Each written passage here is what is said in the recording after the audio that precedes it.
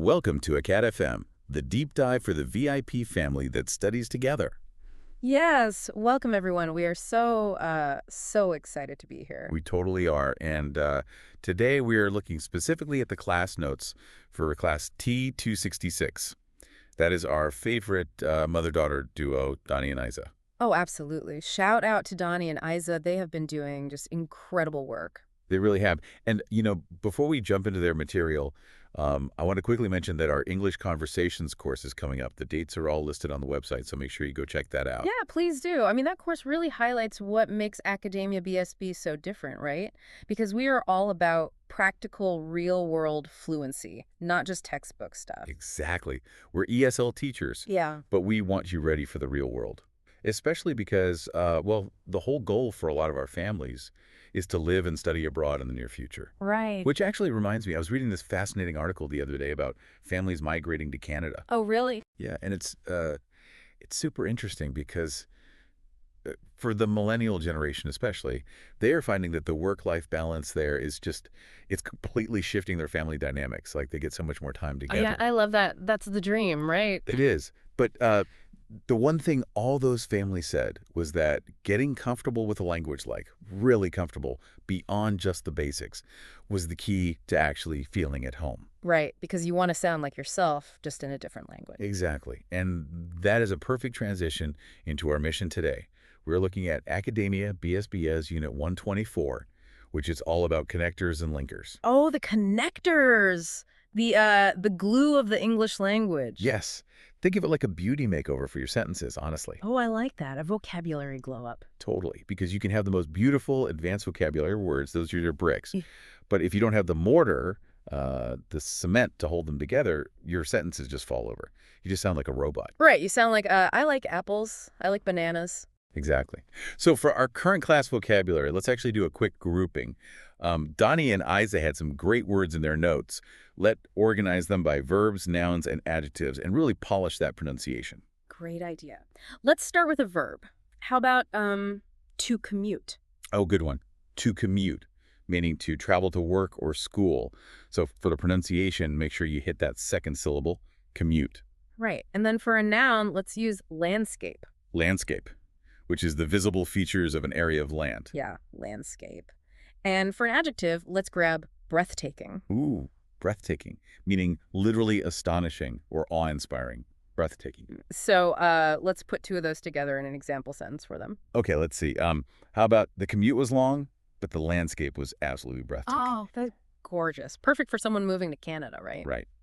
Now, moving on to pronunciation from the past class notes. I'm going to say a word slowly, and you give me a word that sounds similar, just to help with those tricky sounds. Okay, I'm ready. All right, the word is taught, like the past tense of teach. Taught. Ooh, taught. That sounds very similar to thought, like I had a thought. Yes. Taught and thought. A lot of students get those mixed up. Let's try another one. Weather, as in rain or shine. Weather sounds exactly like whether or not we go. Perfect. And for the current class pronunciation, the notes suggest we read a tricky word, use it in a sentence, and then repeat it. Let us use one of our connectors. I'll do this one. Yeah. Although it was raining, we still went for a walk. Although Beautiful. See, that repetition really locks it in. it really does. So let's actually dive into the language use and the grammar of these linkers, because this is where the magic happens. Let's start with the building blocks, coordinating connections. Right. The ways we just simply add things together. Words like and or both and or either or. Yeah, because we want to move past us saying and all the time. Let's look at both and.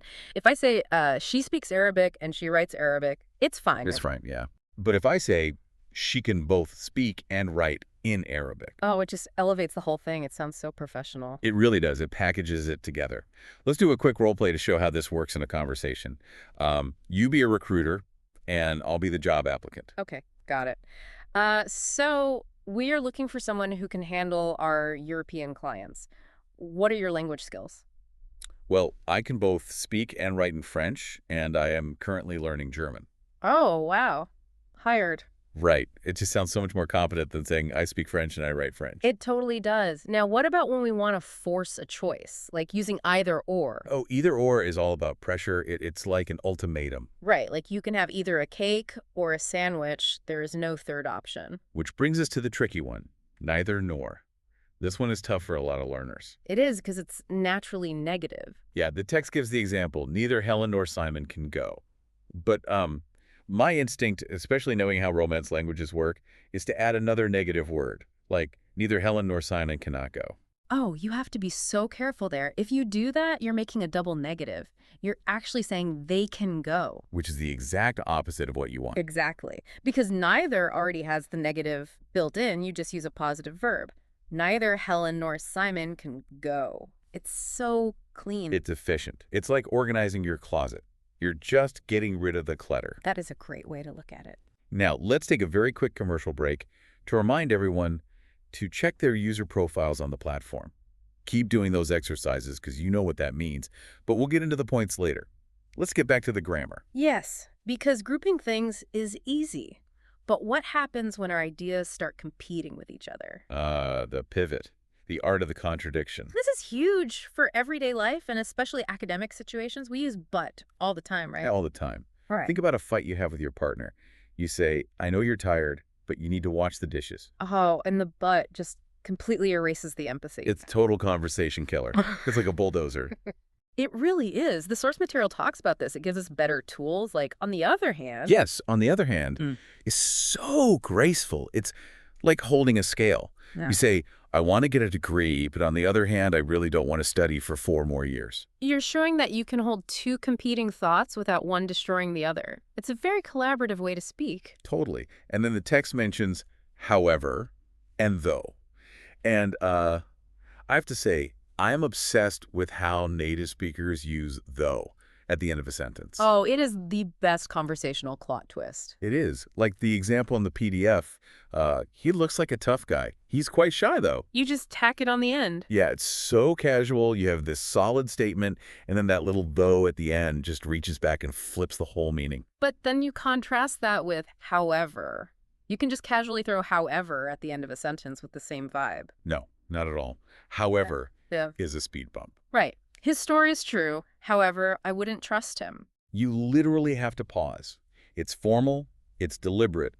If you use however at work, everyone stops and listens. Exactly. It completely commands authority. So we've done additions. We've done pivots. Let's move to section 3 of the notes, which is the elements of surprise. Concessive connectors. Oh, this is the advanced stuff. Although, even though, despite, and in spite of. These are so good for setting up a narrative. Like, although he's a very young writer, he's already won an important award. You are purposefully making them think he's too young just so the award sounds more impressive. Right. But, okay, let's look at the distinction the text makes between even though and even if. Because I hear students mix this up constantly. Constantly. And it is a crucial difference. Even though is about a reality. It's a fact. Like, I went to the beach even though it was raining. Yes, the rain was happening, you got wet, it's a fact. But even if is completely hypothetical. We will go to the beach even if it rains. Exactly. The rain hasn't happened yet. You're just planning for it. And this matters so much at work. Like, if you tell your boss, we're launching the app even if it has bugs. You're just anticipating a problem. Right. But if you say, we're launching even though it has bugs. You're admitting that your app is currently broken. Exactly. It completely changes the reality of the sentence. It really does. Now, I know you want to talk about the rule for despite. Oh my gosh, yes. This is the biggest stumbling block for so many Brazilian learners. Yeah. The rule for despite and in spite of. Because intuitively, I just want to say, despite I was hungry, I didn't eat. And you can't do that. Structurally, the sentence just breaks down. But why? It makes logical sense in my head. It does, but English grammar is tricky here. Even though takes a full clause, a subject and a verb. Yeah. Even though I was hungry. Right. I is the subject, was is the verb. Exactly. But despite is a preposition. And prepositions need an object. They need a noun. So I can't use a full clause. I have to somehow turn I was hungry into a noun. Yes. You have to pack it into a noun phrase or use a gerund, so it becomes, despite my being very hungry. See, despite my being very hungry sounds so formal to me. It is formal, but look at the other example from the notes. I'm going to buy that house in spite of its price. Oh, its price is the noun phrase. Exactly. And the reason we do this, the reason we don't just use even though for everything, is because noun phrases are dense. They give you a lot of punch. Like a news anchor. They won't say, even though the workers were striking. They'll say, despite the transit strike, the city kept moving. Yes, the transit strike is just one solid block of information. It sounds so professional. It's like zipping a file on your computer. You just compress the idea. I love that analogy. It's so cool once you understand the mechanics. Before we look at the exercises, there's one more structure using however plus an adjective or an adverb. Oh, like, however hard you try, the boss will never be satisfied. Right. You literally jam the adjective right up against the linker. However hard. You can't say, however you try hard. No, it forces the descriptive word to the very front. It gives it so much emotional weight. It's beautiful. Okay, let's put all this into practice. Section 4, the exercise lab. Yes, let's look at the matching exercise from the PDF. Exercise 124.4. Okay, I'm going to read the first half of the sentence, and you match it with the twist based on the grammar we just learned. I am ready. He's a very rude boy. Although he's from a good family. Nice. Oh. Okay, how about I got lost in the city? Even though I had a map. Okay, and the last one. She still looks very young. Despite her graying hair. Ah, look at that. Despite her graying hair. Her graying hair is the noun phrase. Exactly. You couldn't say, although her graying hair, the grammar just wouldn't work. This is why you can't just guess based on the vibe. You have to look at the structural clues. You really do. And it's the same with that breakfast paragraph exercise, 124.5. Oh, the one describing the daily routine. Yeah, where it compares weekdays to Saturdays. If you don't use connectors, it's just a boring list. I eat cereal. I eat bacon. I drink juice. Right, it is robotic. But with the linkers, it becomes a story. On weekdays, I have milk and cereal. But you should see weekends. I always have either bacon or sausages. It adds pacing. It creates a narrative out of nothing. It really does. Now, for the writing section, section 7, the prompt asks us to propose different answers using today's vocabulary. Right, and we want Donnie and Isa to remember that their answers don't have to be their real-life routines. Exactly. We always tell our students, your answers must be grammatically correct, semantically complete, and scientifically accurate. Yes, scientifically accurate. So if the prompt asks about a commute, you could say, despite the breathtaking landscape, my commute is exhausting. Have the perfect sentence. It uses the vocab, it uses the gerund rule, or, well, the noun phrase rule for despite. Just brilliant. It really is all about having fun with it and trying on these new structures, like new outfits. A complete vocabulary makeover. Exactly. All right, well, that brings us to everyone's favorite part of the class. Oh, is it time? It is time for the gamification points. Let's see how many points our VIP students are getting added to their online platform profiles today. I love this. They can use these stars for the monthly draws, right? For the books, the mugs, the school t-shirts. Yep, or even to pay for courses.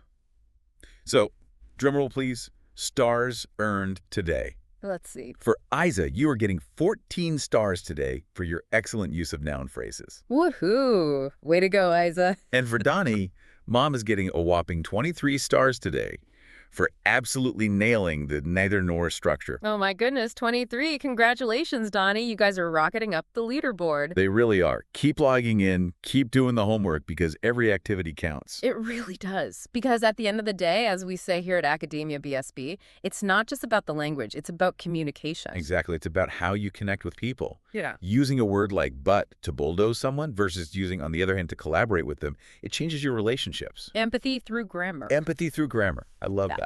So to wrap this up, I've got a question for you. Hit me. Are you ready to take these connectors and completely transform your English conversations? You know it. I'm ready to glow up and show up. Love it. See you next class, everyone. Keep studying together.